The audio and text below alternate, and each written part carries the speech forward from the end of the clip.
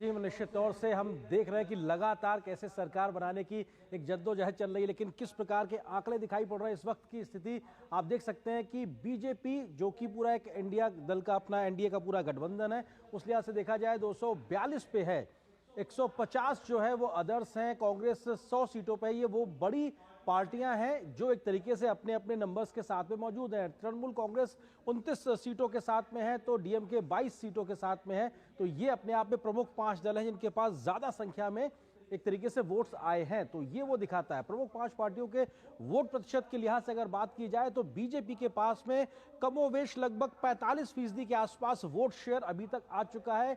कांग्रेस की बात की जाए तो लगभग 15-17% के आसपास था ये वोट शेयर। और ऐसी स्थिति में जनादेश का जो रुझान अभी इस वक्त दिखाई पड़ रहा है और जिसमें हम कह सकते हैं कि कैसे एक फॉर्मेशन नजर आएगी, 242 के आसपास बीजेपी नजर आ रही है तो वहीं 100 के आसपास में कांग्रेस अपने दम पे नजर आ रही है। और अगर अदर्स को जोड़ लिया जाए, क्योंकि हम पार्टी वाइज बात कर रहे हैं, तो उस लिहाज से अदर्स 201 हो जाता है, क्योंकि हम सिर्फ पार्टियों को जोड़ रहे हैं, जिसमें बीजेपी सबसे बड़ी पार्टी है, दूसरी सबसे बड़ी पार्टी कांग्रेस होगी और बाकी सबको अदर्स में रखा। तो इस लिहाज से एक तरीके से ये फॉर्मेशन नजर आएगा। हालांकि जब अगर आप एनडीए और इंडिया अलायंस के लिहाज से देखेंगे तो स्थिति अलग आएगी। कुछ प्रमुख उम्मीदवारों का जिक्र कर लेते हैं। राज बब्बर जो कि अभिनेता है, हरियाणा गुड़गांव से चुनाव मैदान में मौजूद थे, वो अपनी सीट पर पीछे चल रहे हैं। हालांकि कई बार वो अपनी सीट पर आगे भी नजर आए, लेकिन इस वक्त वो पीछे चल रहे हैं राज बब्बर। शत्रुघ्न सिन्हा की बात की जाए, तृणमूल कांग्रेस से आसनसोल से उम्मीदवार थे, फिलहाल आगे चल रहे हैं। और जिन 30-31 सीटों पर टीएमसी जीत रही है उनमें से एक सीट शत्रुघ्न सिन्हा की आसनसोल भी है। और कंगना रनौत की बात की जाए, मंडी हिमाचल प्रदेश की सीट, क्योंकि सभी सीटें बीजेपी के खाते में जा रही है तो वहां से वो भी आगे चल रही है। हालांकि जीत होना अभी बाकी है, लेकिन अच्छे खासे कम नंबर्स के साथ में वो अपनी आगे बढ़त बनाए हुए हैं।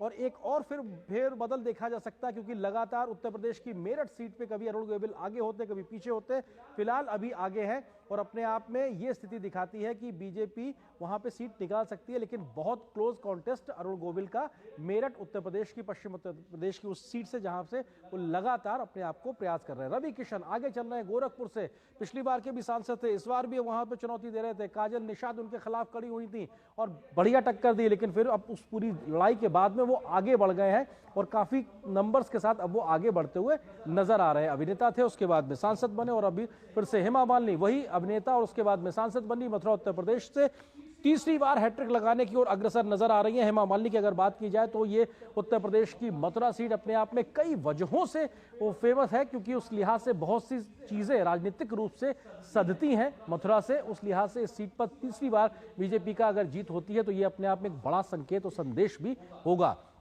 नवनीत कौर राणा अमरावती से, महाराष्ट्र से बीजेपी के टिकट पे पिछली बार निर्दलीय थे, इस बार चुनाव लड़ी बीजेपी के टिकट से, लेकिन पीछे चल रही हैं अपने प्रतिद्वंदी उम्मीदवार से। तो ऐसे में एक बड़ा नाम जो कि लगातार देश की सियासत में और कई ऐसे बयानों की वजह से वो चर्चित रही हैं, लेकिन फिलहाल इस वक्त पीछे चल रही हैं अमरावती से नवनीत कौर राणा। इसके अलावा यूसुफ पठान की बात की जाए, क्रिकेटर से नेता के चुनाव के लिए गए और इस वक्त आगे चल रहे हैं बहरामपुर से। और ये किसके खिलाफ खड़े थे?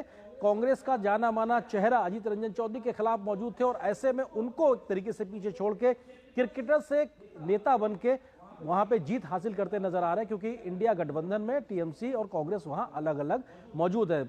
और एक और नाम जो कि भोजपुरी अभिनेता और उसके बाद में नेता बने, निरहुआ, जो कि आजमगढ़ से चुनावी मैदान में थे और पीछे हो गए हैं और वहां पे जीत रहे हैं, वो है धर्मेंद्र यादव जो कि समाजवादी पार्टी से वहां पे मौजूद है। तो ऐसे में निरहुआ को इस सीट से नुकसान हो रहा। बाई इलेक्शन में वो वहां से जीते थे, लेकिन उसके बाद में फिलहाल वो वहां पर जीतते नजर नहीं आ रहे हैं, पीछे चल रहे हैं निरहुआ। दिनेश लाल यादव निरहुआ हालांकि एक बड़ा नाम है, भोजपुरी स्टार।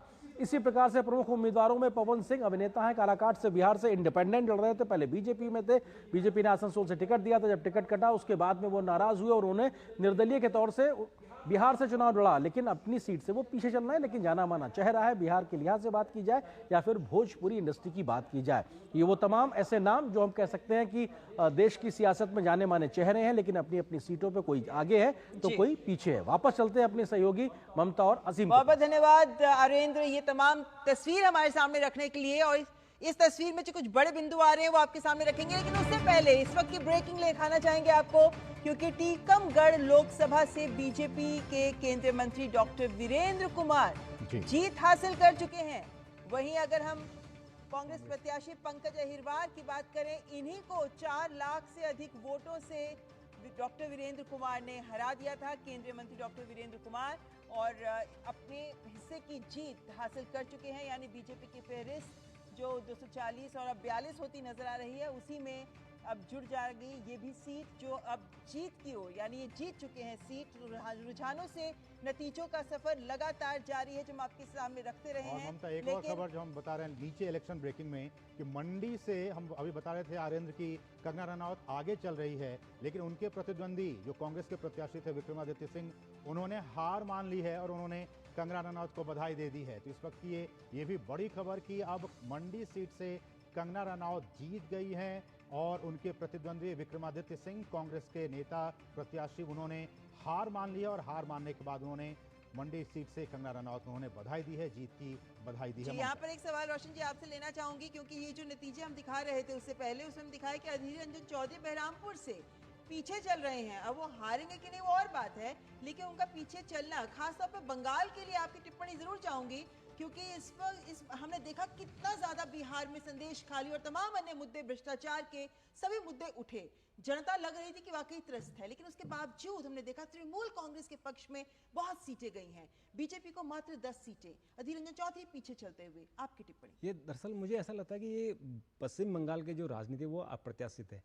जितने वहाँ घोटाले हुए, जो शारदा घोटाला हुआ, उसके बाद संदेश खाली का हमने देखा और लग रहा था कि ममता बनर्जी का ग्राफ नीचे जाएगा, लेकिन उनका ग्राफ तो पहले से ज्यादा बढ़ा है। और बीजेपी को जो उम्मीद थी कि इधर से जो पश्चिम से सीटें घटेंगी वो पूर्व से बढ़ेंगे, लेकिन ऐसे मुझे लगता है कि जो एग्रेशन था, जो ममता बनर्जी ने जितनी आक्रामकता से डिफेंड किया, जैसे संदेश खाली बोला तो उन्होंने संदेश खाली के उन्होंने अगेंस्ट, और उनके जो बीजेपी का जो एक अभियान था उसके खिलाफ उन्होंने प्रूफ दिया कि ये संदेश खाली झूठा है या मनगढ़ंत है। इस तरह की उन्होंने बात लोगों के मन में सामने आई, बिल्कुल आई, लेकिन वो एक पक्ष था, सारी चीजें हुई, वो एक पक्ष था, लेकिन उसमें जो उन्होंने अपना पक्ष कहा कि ये बातें सही नहीं है, और वो मुझे लगता है कि कहीं ना कहीं लोगों के मन में ये बात, ये संदेश खाली तो एक मुद्दा है जो अगले चरणों में सामने आया। हाँ, कई सारे मुद्दे थे, हिंसा थी वहाँ टोलाबाजी की बात की जाती है, सिंडिकेट की बात की जाती है, इससे तो आम जन प्रभावित हो रहा है। हाँ, लेकिन वहाँ फिर भी उसके बावजूद भी कि वहाँ के जो लोग हैं उन्होंने ममता बनर्जी का साथ नहीं छोड़ा।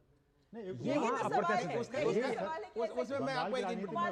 भद्र जन की राजनीति वहां करते हैं लोग, और वहां पे इतनी सारी घटनाएं हुई, बावजूद उसके अगर टीएमसी को वोटें मिल रही हैं। नहीं, उसका कारण है अभी क्या है कि टीएमसी के जो कार्यकर्ता हैं पिछले 10 वर्षों में, पहले वो सीपीएम कार्यकर्ता थे, अब धीरे धीरे वो विमुक्त हो रहे हैं। लेकिन भाजपा की वहाँ कमजोरी क्या है कि कई जिलों में संगठन ही नहीं है।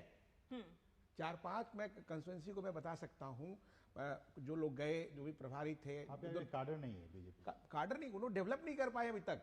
बेसिकली ये बात सही है कि वहाँ पे उसके कारण ही बीजेपी की जो हार का कारण है, अकेले मोदी जी या अमित शाह या जेपी नड्डा अकेले क्या कर लेंगे, अकेले क्या कर लेंगे। यहाँ पे एक और आंकड़ा आपके सामने रखना चाहेंगे कि अब तक 21 सीटों पर भाजपा जीती है, 222 सीटों पर आगे है। तो ये जो नतीजे आए हैं वो नतीजे आपके सामने रख रहे हैं कि कांग्रेस जहां 91 सीटों पर आगे है तो 7 सीटों पर वो जीत चुकी है, और यही आंकड़ा भाजपा की बात करें तो 222 पर आगे है, लेकिन 21 सीटों के नतीजे घोषित हो चुके हैं, और यहां भारतीय जनता पार्टी 21 सीटों पर जीत दर्ज कर चुकी है। लेकिन यही आपके सामने एक और रोचक आंकड़े भी रखना चाहेंगे, जिसमें आपके सामने ये भी बताएंगे कि कैसे वो सीटें जहां भारतीय जनता पार्टी ने 50% से अधिक वोट शेयर हासिल किया है, यहाँ आपके सामने रख रहे हैं ये कि किस तरीके से एनडीए ने 106 सीटों पर 2019 में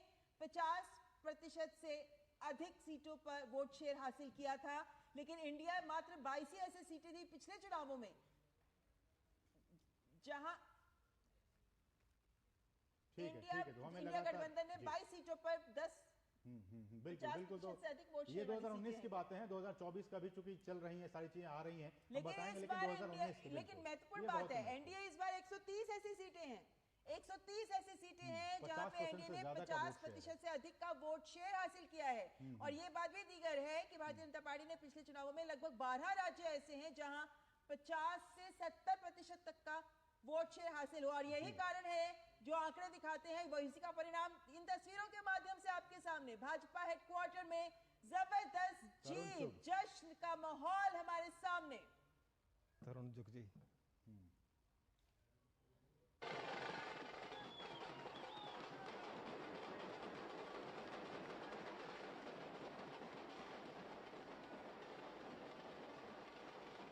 रोशन जी, सरकार तो बन रही है, लेकिन तीसरी बार मोदी सरकार तो बन रही है, नंबर्स कम है, जस्ट इसलिए है कि तीसरी बार सब फिर से सरकार बन रही है, हैट्रिक लगा रही है। बिल्कुल। NDA मैं आपको जो ममता जी अभी बात कर रही थी कि 50% जो सीटें मिली, 130 सीटें मिली हैं, उसमें एक बात और महत्वपूर्ण बात है इसमें कि बीजेपी ने जो 2014 में और 2019 में उनका 37% और 2019 में भी करीबन 37% था।